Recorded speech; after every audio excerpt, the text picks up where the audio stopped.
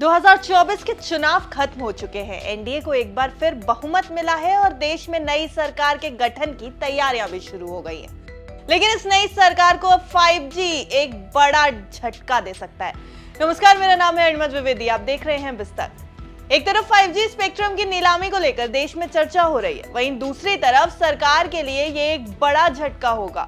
देश के दिग्गज टेलीकॉम प्लेयर्स इस नीलामी से हाथ पीछे खींचने की तैयारी में है। साथ ही अब डिपार्टमेंट ऑफ टेलीकम्युनिकेशन यानी डीओटी ने एक बार फिर 5G स्पेक्ट्रम की नीलामी की तारीख आगे बढ़ा दी है। जानकारों की अगर माने तो स्पेक्ट्रम ऑक्शन में अगर रुकावट आती है या टेलीकॉम सेक्टर की बड़ी कंपनियां इस ऑक्शन में पार्ट नहीं लेती हैं, तो इससे दोहरा नुकसान होगा। एक तरफ आम जनता जो 5G के इंतजार में बैठी है, उसका इंतजार लंबा हो सकता है।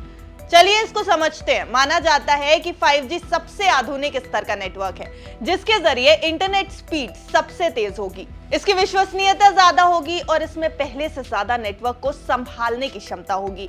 इसके अलावा इसकी मौजूदगी का क्षेत्र ज्यादा होगा और एक्सपीरियंस भी यूजर फ्रेंडली होगा। 5G की सबसे खास बात यह है कि ये निचली फ्रीक्वेंसी यानी सबसे कम फ्रीक्वेंसी के बैंड से लेकर हाई बैंड तक की वेव्स में काम कर सकता है, यानी इसका नेटवर्क ज्यादा व्यापक और हाई स्पीड होगा। 4G के मुकाबले 5G में यूजर को ज्यादा तकनीकी सहूलियतें भी मिलेंगी, यानी टेक्निकल बेनिफिट्स भी ज्यादा मिल सकते हैं। 4G में इंटरनेट की डाउनलोड स्पीड 150 मेगाबाइट्स प्रति सेकंड तक सीमित है, जबकि 5G में ये 10 GB प्रति सेकंड तक जा सकती है, यानी यूजर सिर्फ कुछ सेकंड में ही भारी भारी फाइल डाउनलोड कर सकेंगे। 5G में अपलोड स्पीड भी 1 GB प्रति सेकंड होगी, जो कि 4G में सिर्फ 50 Mbps तक ही है। दूसरी तरफ 4G के मुकाबले 5G नेटवर्क का दायरा ज्यादा होने की वजह से ये बिना स्पीड कम हुए कई और डिवाइसेस के साथ जुड़ सकेगा।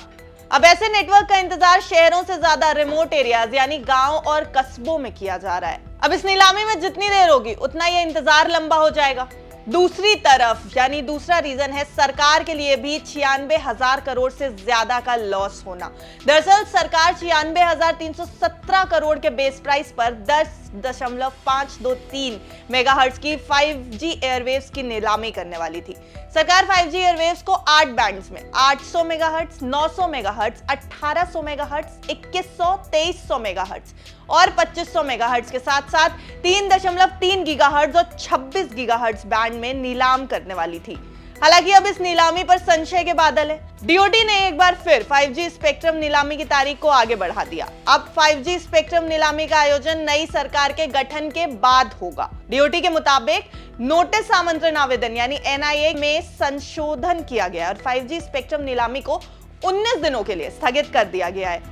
ये दूसरी बार हुआ है जब स्पेक्ट्रम की नीलामी यानी स्पेक्ट्रम ऑक्शन की तारीख में बदलाव किया गया है। इससे पहले टेलीकॉम डिपार्टमेंट ने 20 मई को स्पेक्ट्रम की बिक्री की तारीख तय की थी, जिसके बाद देश में लोकसभा चुनाव 2024 को देखते हुए इसे टालकर 6 जून कर दिया गया था। टेलीकॉम डिपार्टमेंट ने अपने नोटिफिकेशन में कहा है कि 13 और 14 जून को मॉक नीलामी आयोजित की जाएगी। बात सिर्फ इतनी ही नहीं है कि नीलामी को पोस्टपोन किया गया है, सरकार के लिए यह भी मुश्किल हो सकता है कि टेलीकॉम इंडस्ट्री के तीनों दिग्गज प्लेयर्स जियो, एयरटेल और वीआई यानी वोडाफोन आइडिया इस ऑक्शन से दूरी बना सकते हैं।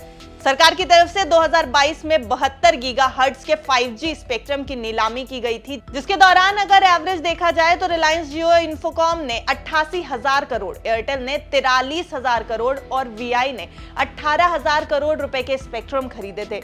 जबकि टेलीकॉम की दुनिया में पहली बार कदम रखने वाले अडानी डेटा नेटवर्क्स ने भी 212 करोड़ रुपए के स्पेक्ट्रम खरीदे थे। माना जा रहा है कि अगर इन कंपनियों ने इस नीलामी से दूरी बनाई तो सरकार को भारी नुकसान होगा, लेकिन आखिर ये कंपनियां अपने हाथ पीछे क्यों खींच रही हैं?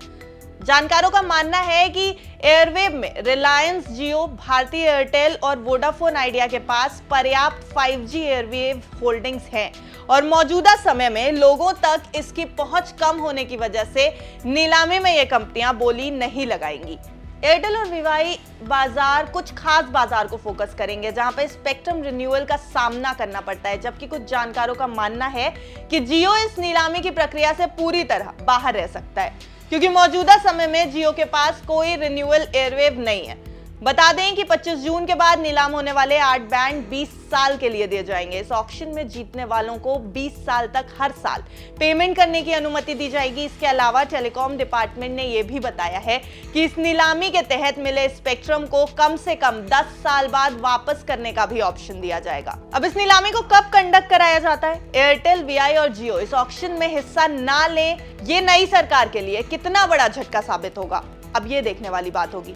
हमने पूरी खबर सिर्फ आपकी जानकारी के लिए बनाई है। आपका इस पूरी खबर पर क्या कहना है, हमें कमेंट करके जरूर बताएं। ऐसी अन्य खबरों के लिए देखते रहें विस्तार।